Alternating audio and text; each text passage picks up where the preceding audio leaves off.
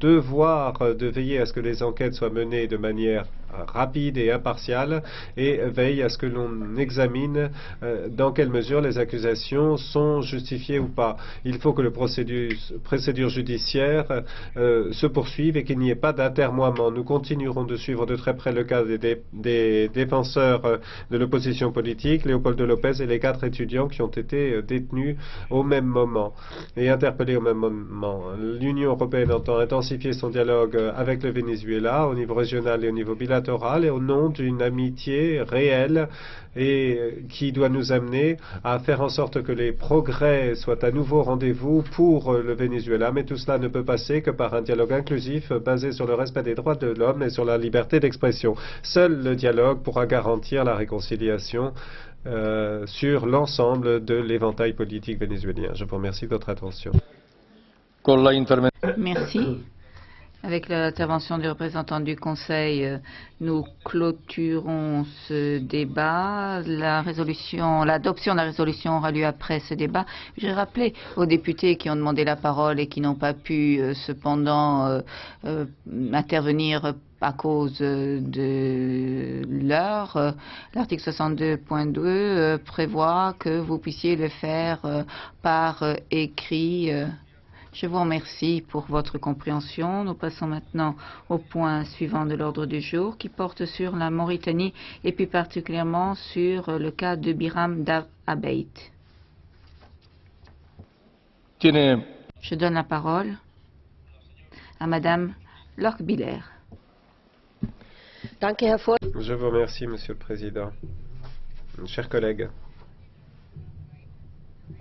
en 1981, l'esclavage a été aboli en Mauritanie et depuis 2007, le pays en a fait une activité pénale. Mais les organisations telles qu'IRAM, l'initiative pour la résurgence du mouvement abolitionniste en Mauritanie, également SOS Esclaves, font état de cas d'esclavage en Mauritanie. Et le gouvernement de Mauritanie devrait s'intéresser de manière sérieuse aux travaux de ces 2 organisations et même considérer qu'il s'agit d'un appui dans la lutte pour l'éradication de l'esclavage en Mauritanie. Et pourtant, la situation montre que c'est une situation inverse qui se présente. Et les résolutions invitent le gouvernement à mettre fin à ces pressions contre les mouvements anti-esclavagistes.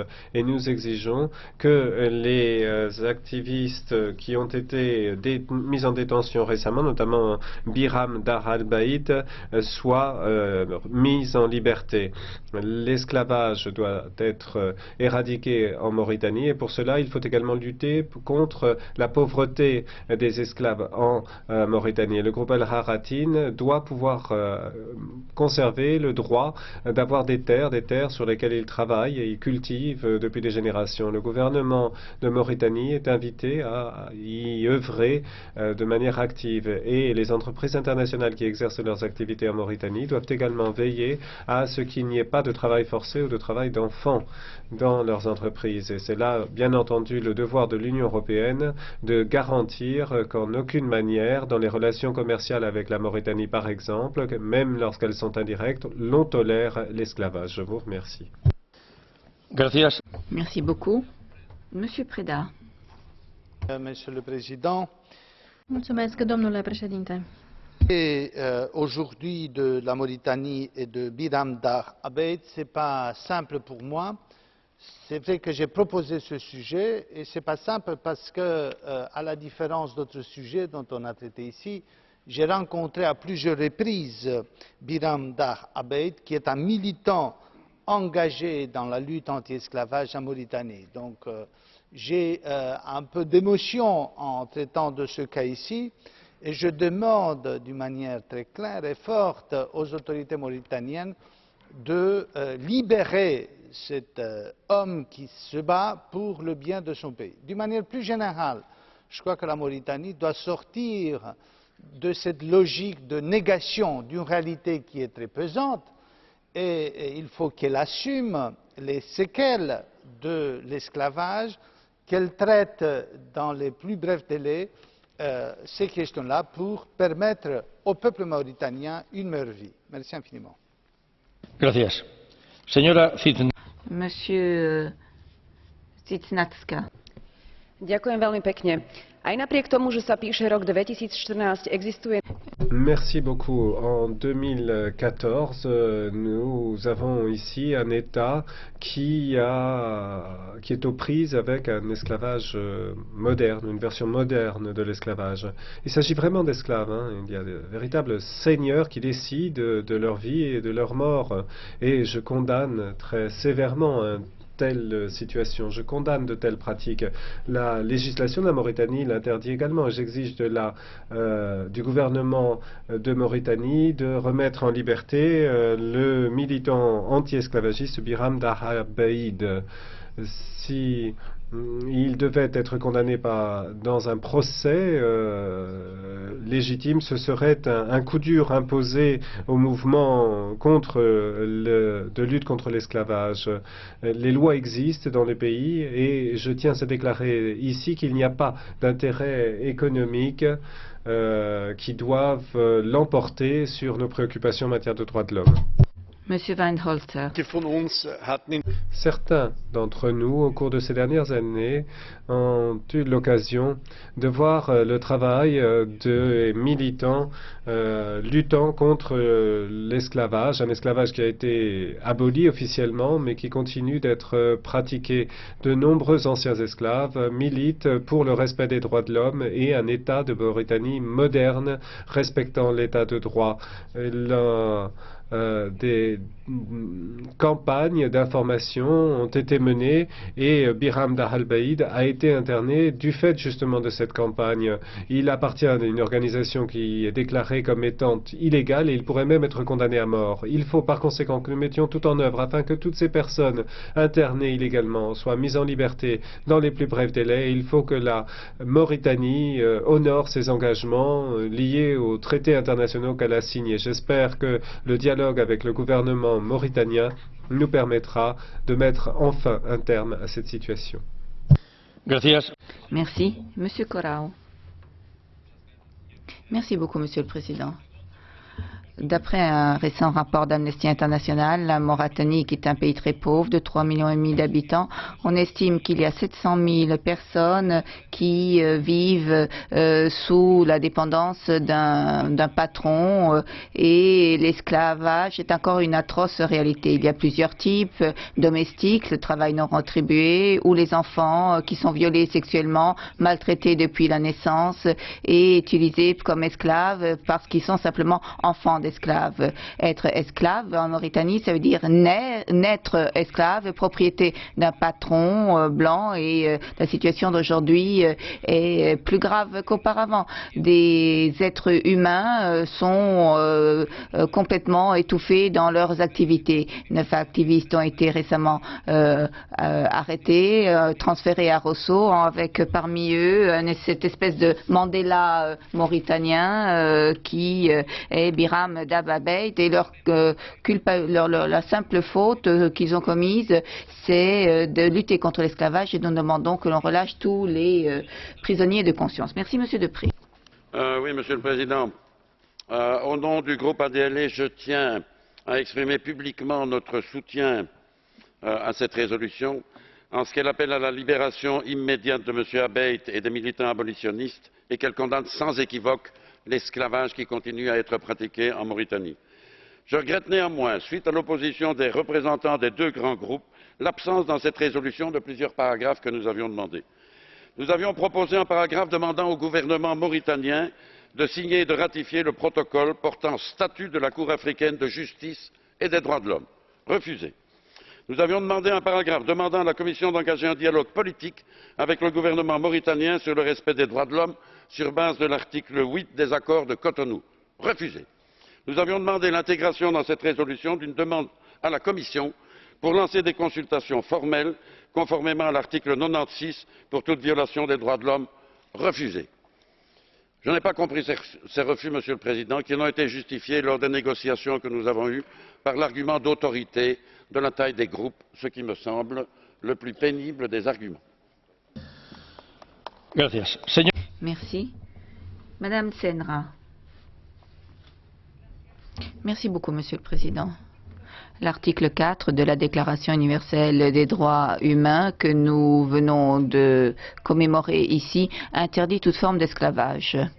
66 ans plus tard, 21 millions de personnes sont encore victimes de travaux forcés dans le monde. 4,5 millions sont les victimes de l'exploitation sexuelle forcée. Et nous devons également signaler les politiques néolibérales que nous subissons comme représentant une menace pour les droits de l'homme. Et c'est article 4 de la déclaration partout dans le monde, entre autres dans l'Union européenne. Et nous pensons donc qu'on ne peut pas détourner le regard. Et de plus, nous devons exiger que la Mauritanie libère Biram Dar Abeid, ainsi que l'abolition, la fin de l'esclavage et l'adoption de mesures pour que les États et l'Union européenne obligent les multinationales à respecter les droits de l'homme partout dans le monde. Je vous remercie. Merci. Nous allons lancer le débat. Monsieur Polčák. Poukázat na to, jak zde bylo řečeno, že Mauretánie je skutečně jako poslední. Je souhaiterais souligner, comme ça a déjà été dit, que la Mauritanie était le dernier pays au monde à abolir l'esclavage en 1981. L'esclavage a été introduit comme acte criminel dans le code pénal, mais très peu de poursuites ont été menées depuis. La Mauritanie est le pays avec la plus grande proportion de la population vivant dans un esclavage moderne, 4% de la population. Cela montre la difficulté de changer des coutumes anciennes dans une société mais ça ne peut pas être un prétexte ou une excuse. L'Union européenne devrait aider la Mauritanie à dépasser cette situation horrible. Je souhaiterais remercier M. Preda qui a lancé cette résolution importante. Merci. M. Gasbar n'est pas là. Madame n'est pas là. Alors, Madame Vergiat, je vous donne la parole. Merci, Monsieur le Président. Curieux pays que la Mauritanie. Sans doute faut-il rappeler que l'actuel président mauritanien, Mohamed Ould Abdel Aziz, a renversé par un coup d'État militaire le premier et le seul président vraiment démocratiquement élu depuis l'indépendance. C'est pourtant un pays que l'on ménage. Crédité d'avoir débarrassé le pays d'AQMI, il est pourtant une des plaques tournantes des trafics dans la région, qui sont une des principales sources de financement des bandes armées de toutes sortes. Dans ce pays, le racisme fait des ravages et vise avant tout les Noirs africains. Ce racisme reste institutionnalisé via l'esclavage qui persiste, malgré son abolition officielle en 1981 et sa criminalisation en 2007. À ce jour, une seule procédure judiciaire à l'encontre d'un propriétaire d'esclaves a abouti. En 7 ans, c'est dire. Depuis 2008, Biram Dar Abeid, descendant d'esclaves haratines, mais aussi opposant politique au régime, mène le combat contre ces pratiques d'un autre âge, mettant en cause notamment sa justification religieuse. Il risque à ce titre la peine de mort. Alors oui, il faut faire pression par tous les moyens sur ce pays pour faire cesser les pratiques. Et malgré ces insuffisances, je voterai cette résolution. Gracias, señor Castaldo. Merci, Monsieur Castaldo. Gracias, señor presidente. Merci, Monsieur le Président.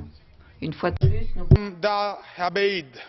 Encore une fois, nous parlons ici de Biram Dar Abeid, un activiste courageux, torturé, emprisonné le 11 novembre, tout simplement parce qu'il lutte contre une des plaies les plus graves de ce monde, qui touche les jeunes, les enfants, qui sont obligés de servir un patron. L'esclavage a été interdit en 1981, mais reste un mal systémique dans une société qui se fonde sur des formes de subordination inacceptables et depuis des années, nous envoyons des fonds à ces pays. 195 millions d'euros ont été transférés pour la réalisation de projets d'intégration sociale. Il y en a d'autres qui sont versés par le truchement du Fonds de développement, mais nous sommes les complices d'un gouvernement qui n'a pas compris que sans le respect des droits de l'homme, il n'y a pas de Cotonou, il n'y a pas d'État et pas d'amitié européenne. Nous demandons à la haute représentante de ne pas fermer les yeux et de faire le maximum pour que l'Europe ne participe pas à ce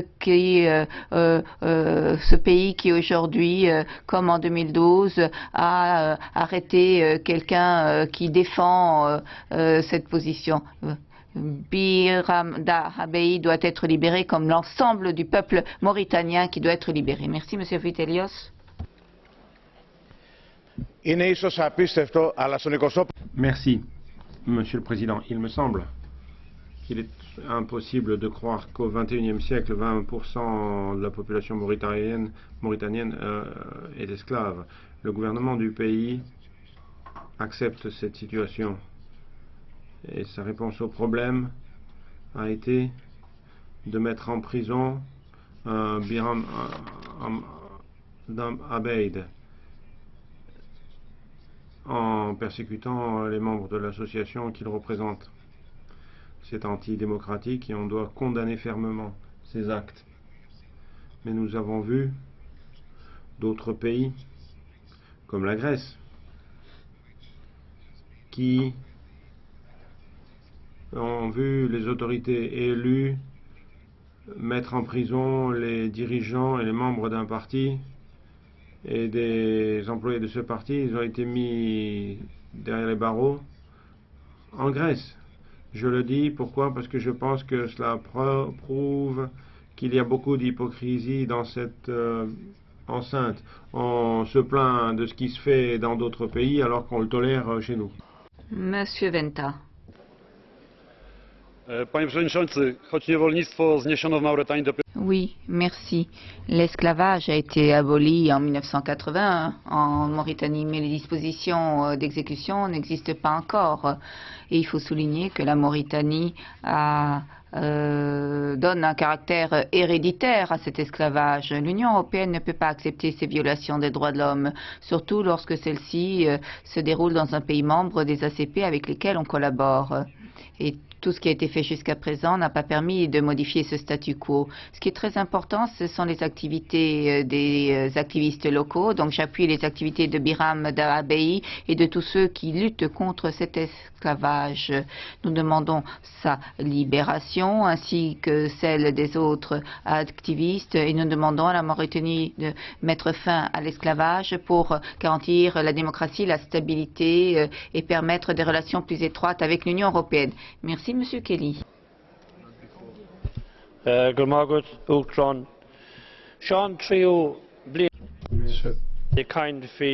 Merci, Monsieur le Président. Cela fait déjà 3 ans que l'on discute de la question des droits de l'homme dans cette région du monde. Il est difficile de croire que l'on discute de l'esclavage aujourd'hui à notre époque, mais c'est comme cela.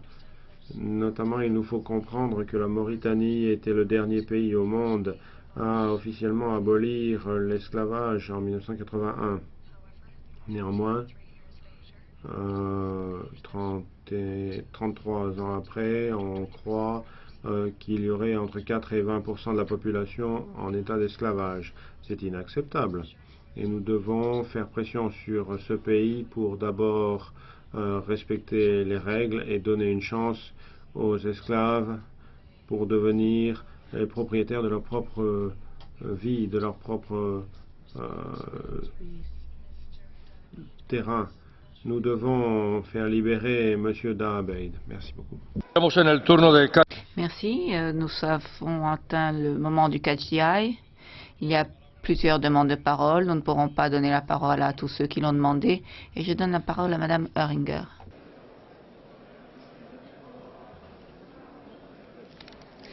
Panie Przewodniczący. Biram Dahabei. Oui, merci, Monsieur le Président. Biram Dahabei est le responsable de ce mouvement, de l'initiative pour l'abolitionnisme, et c'est un de ses activistes. Et Abeid a reçu le prix des Nations Unies pour des droits de l'homme. Malheureusement, avec 16 autres membres de son gouvernement, après avoir participé à une marche pacifique contre l'esclavage, il a été arrêté. Nous demandons sa libération immédiate immédiate. La Mauritanie est un pays partenaire de l'Union conformément à l'accord d'association ACP. L'Union européenne est contre l'esclavage, le travail des enfants, les mauvais traitements et toute forme de limitation des libertés civiles. Nous demandons à la Mauritanie de respecter les obligations internationales et d'adopter des dispositions protégeant les citoyens. L'Union européenne devrait avoir des relations plus étroites avec l'Union européenne pour garantir que ces activistes poursuivent leurs activités contre l'esclavage en faveur des droits de l'homme. Madame Marias.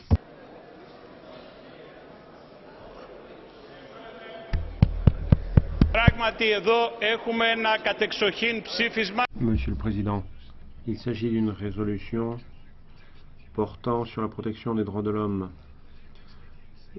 Sans urgence politique comme la dernière fois pour le Venezuela. En fait, là, on parle d'un régime en Mauritanie et ce que l'on peut dire, c'est que l'on veut faire cesser ces persécutions affectant des opposants comme Birhandar Abeid. Cette fois, on a vraiment raison d'agir et pour une fois, le Parlement européen défend vraiment les droits de l'homme.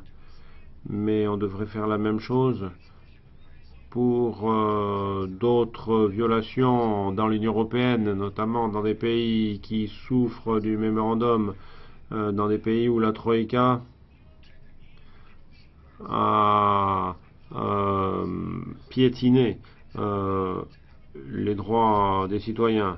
Nous devons nous poser des questions et poser des questions aux institutions. Clairement, la raison pour laquelle les droits de l'homme n'ont pas été respectés dans les pays comme la Grèce, c'est parce qu'il y a eu ce mémorandum. Merci, Monsieur Jacobit.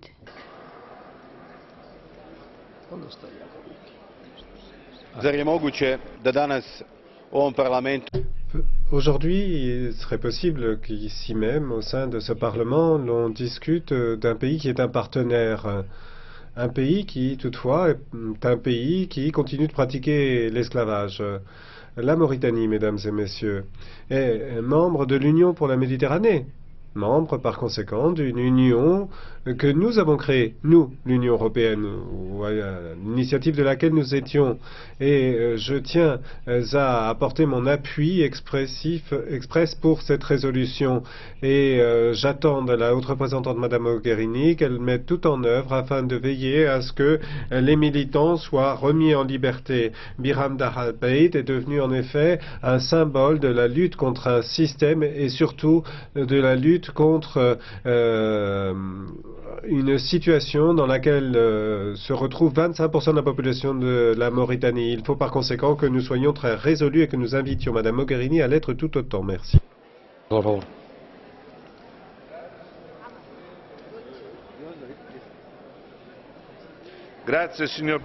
Je vous remercie. Monsieur le Président, Mesdames et Messieurs les députés, nous accueillons avec satisfaction la résolution du Parlement européen sur la situation des droits humains en Mauritanie.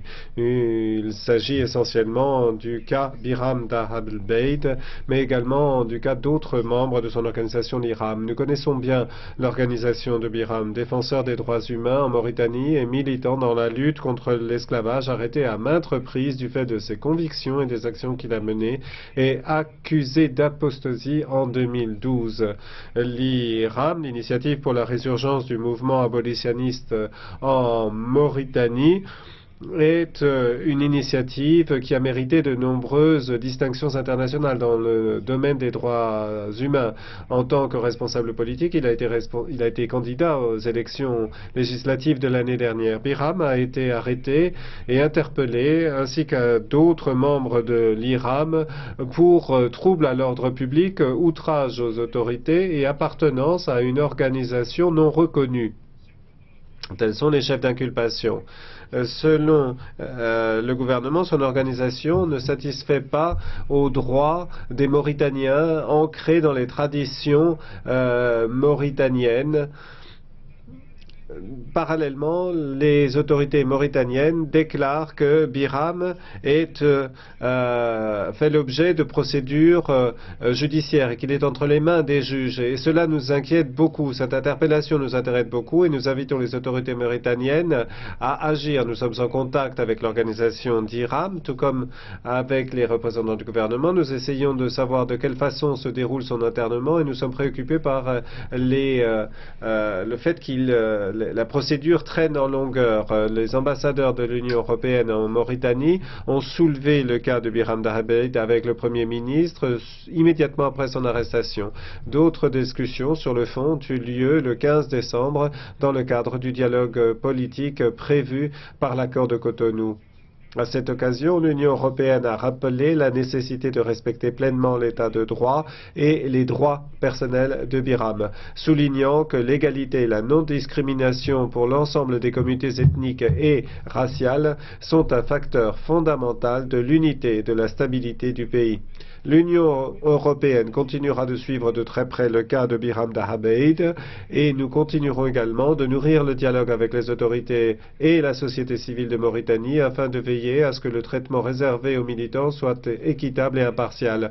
Lorsque la situation le nécessitera, toutefois, nous n'hésiterons pas à intervenir. L'on nous a informé que le procès pourrait avoir lieu dès aujourd'hui. La délégation de l'Union européenne sur place suit l'évolution de la situation et suivra de très près le procès, un procès qui devrait avoir lieu, nous le souhaitons, dans les plus brefs délais. Monsieur le Président, Mesdames et Messieurs les députés, l'Union européenne entretient un dialogue régulier avec la Mauritanie sur la question des droits humains. Nous sommes par ailleurs partisans des efforts du gouvernement visant à renforcer les institutions, harmoniser la législation en mettant en place des règles dans le domaine des droits humains. Mais il pourrait en faire davantage. En mars 2014, la Mauritanie a adopté une feuille de route promue par les Nations Unies avec toute une série de recommandations à la clé visant à éradiquer l'esclavage jusque dans ses derniers retranchements. Il est convenu également d'instaurer un tribunal spécifique entendant les affaires liées à l'esclavage. L'Union européenne entend veiller à ce que la feuille de route soit mise en œuvre et dans cet engagement, nous sommes appuyés par l'Office des Nations Unies pour les droits de l'homme et nous organisons également des réunions avec les défenseurs des droits de l'homme, réunions qui nous permettent de faire un bilan plus global de la situation sur le terrain et de mieux comprendre quelles sont les conséquences des efforts déployés par le gouvernement. À ce propos, sachons que l'Union européenne finance 3 projets au titre du programme pour les droits humains et la démocratie en Mauritanie.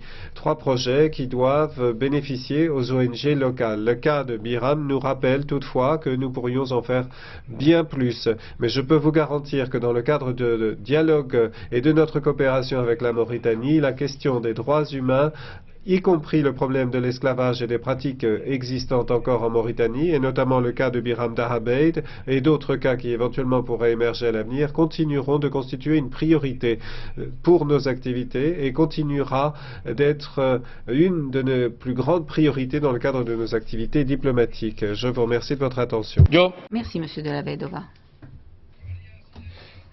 Silence, s'il vous plaît, parce que il est absolument impossible d'entendre les orateurs. Je vous prierai de faire le silence, s'il vous plaît. Nous passons maintenant au point suivant de l'ordre du jour, le dernier débat qui porte sur le Soudan et sur le cas de Amin Mekki Medani. Je donne la parole à Madame Sargentini.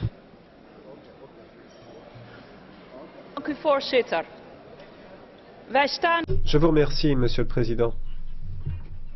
Nous demandons à ce que l'on accorde l'attention qu'il mérite à 3 militants, M. Faroud Abdul Hassas, M. Farhad Ibrahim Mohamed Aka et M. Amin Mekki Medani. Et avant les vacances, nous souhaitons également que l'on évoque la question d'une femme en prison avec un enfant au Soudan.